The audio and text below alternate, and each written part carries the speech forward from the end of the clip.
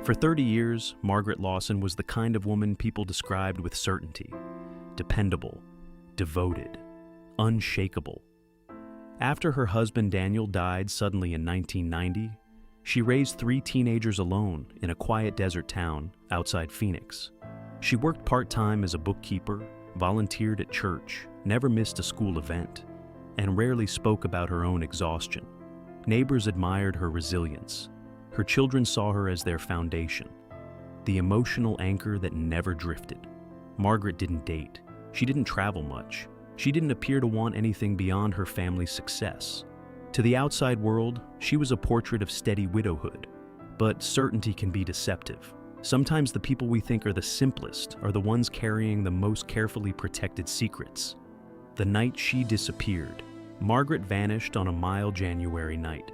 She had hosted Sunday dinner, hugged her grandchildren, washed the dishes, and waved goodbye as her daughter reversed down the driveway. At 9:42 p.m., the garage door closed. By morning, her car was still inside. Her phone rested charging on the kitchen counter. There were no signs of forced entry, no broken glass, no overturned furniture, just a faint smear of blood near the hallway and the eerie stillness of a house paused mid-breath. The police found no immediate evidence of robbery. It felt personal, though no one could explain why. Her children insisted their mother had no enemies. Margaret was cautious, predictable, grounded in routine. Disappearances happened to other families, not to women who baked peach cobbler from scratch and mailed birthday cards 2 weeks early. The envelope without a return. Address: 5 days later, an unmarked envelope arrived at her oldest daughter Claire's apartment in Chicago. Inside was a single photograph. It showed Margaret decades younger, standing arm in arm with a dark-haired man outside a small adobe cafe. She was laughing, not her polite smile, but something freer. On the back, in slanted ink, were 4 words: "Ask her about Marisol." The date stamped at the corner read 1993. Claire stared at it for a long time before calling her siblings. None of them recognized the man. None had ever heard the name Marisol. Their mother had rarely traveled in the early 90s. Money had been tight. Yet there she was in another state with a stranger looking incandescently alive. A second name in a second town. The investigation widened quietly. The cafe in the photo was traced to Santa Paloma, a small arts town in northern New Mexico. Detectives contacted local officials. That is when another name surfaced: Marisol Vega. According to archive business filings, Marisol had been listed as a silent partner in a modest art gallery beginning in 1995. The listed address matched the cafe's street. The signature on the paperwork looked startlingly similar to Margaret's handwriting, only looser, more curved. Claire felt her breath leave her body when an officer asked gently, "Did your mother ever spend time in New Mexico?" The siblings remembered occasional church retreats, vague trips every few months, nothing suspicious, just their mom clearing her head. Or so they had believed. The artist who knew her. The gallery still operated under its original owner, Rafael Torres, now 82. When detectives knocked on his door, he reportedly wept before they even finished explaining. He confirmed that Margaret Lawson was Marisol Vega. They had met at a grief support retreat in 1991. He was a widower too.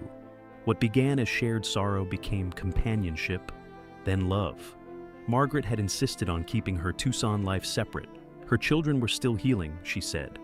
She could not disrupt their image of their father, so she became Marisol when she crossed state lines.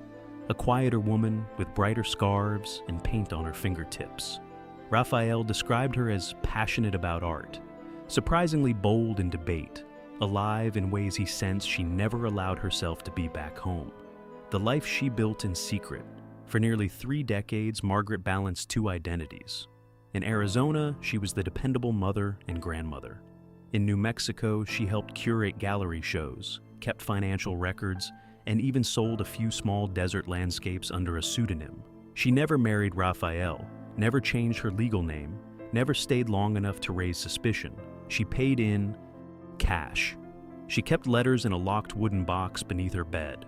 Her children now realized those retreats had been 8-hour drives through desert highways to reclaim a part of herself she felt she had buried. The discovery did not erase the mother they knew, it complicated her. It added color to a life they had assumed was painted only in muted tones. Cracks beneath the surface. As detectives dug deeper, they uncovered subtle signs of strain in recent years. Margaret's health had declined. She had grown anxious, confiding to Raphael that she sometimes felt watched. There were reports of odd hang-up calls. A neighbor in Arizona mentioned seeing an unfamiliar sedan parked near her home more than once. Financial records revealed small transfers between accounts. Nothing dramatic, but consistent. Then one anomaly surfaced. A wire transfer of $4,800 sent abroad 2 months before she vanished. Raphael denied knowledge of it. The possibility of blackmail entered the investigation quietly. Had someone discovered Marisol's existence? Had a secret meant to protect her children become leverage in someone else's hands? The children left, reeling. Claire and her siblings met in their mother's living room days after the revelations. The locked wooden box was gone. Only a faint rectangle of dust remained where it had rested under the bed. They spoke in fragments at first. How could we not know? Was she unhappy? Did she think we judge her? Anger surfaced, then grief, then something softer, understanding. Their mother had been 38 when widowed. She had sacrificed youth for stability. Perhaps Marisol was not betrayal, but survival. Claire admitted through tears that the photograph hurt most because of the joy on her mother's face. It revealed a dimension they had never been invited to witness. The weight of two-world psychologists often describe compartmentalization as a coping mechanism, a way to preserve order when emotions threaten chaos. Margaret had compartmentalized with extraordinary discipline. She never missed a birthday. She never forgot a recital. She called her children weekly with gentle advice. And yet, somewhere along the highway to Santa Paloma, she allowed herself to be someone less restrained. The cost of that balance may have been isolation. She carried the burden alone, protecting her children from confusion, perhaps underestimating their capacity for empathy. Now, in her absence, they grapple not only with fear of what happened to her, but with the ache of realizing how much of her inner life she bore in silence. The investigation turns. Personal authorities have not publicly confirmed whether Margaret's disappearance is linked directly to her secret life. They continue tracing financial anomalies, interviewing gallery patrons, and reviewing security footage from both states. Raphael has cooperated fully, closing the gallery temporarily. He told investigators he never wanted her to choose between worlds. She thought she was protecting everyone, he reportedly said. The siblings have issued a statement requesting privacy while expressing hope for her safe return. Tips continue to pour in. Some speculate jealousy. Others suggest coercion. Law enforcement remains cautious, emphasizing that theories are not evidence. The question that lingers. What remains undeniable is this: Margaret Lawson was more than the singular identity her family believed in. She was both steady and spontaneous, disciplined and daring. Her disappearance has forced those who loved her to confront a difficult truth. We never fully know, even the people closest to us. Secrets can be acts of self-preservation, not malice.